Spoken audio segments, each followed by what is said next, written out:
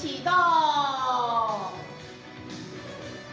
那呢，我们就法会呢，在3月用向前到努力表意识，但是今年度第一场大型的就业博览会，3月18号特别伫盛华文康娱乐中心登场。市场表示，但市失业率已经连续4档保持6度上低，所以市府一定会甲企业持续合作，为下民众找头路，甲企业找好员工服务。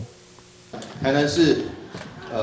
这个失业率在6都里面最低的，这不是没有原因的，因为大家这么努力，一方面企业主提供了就业机会，一方面求职的人都能够展现出自己适合这个位置，的一个，所以说我们每次就业这个博览会，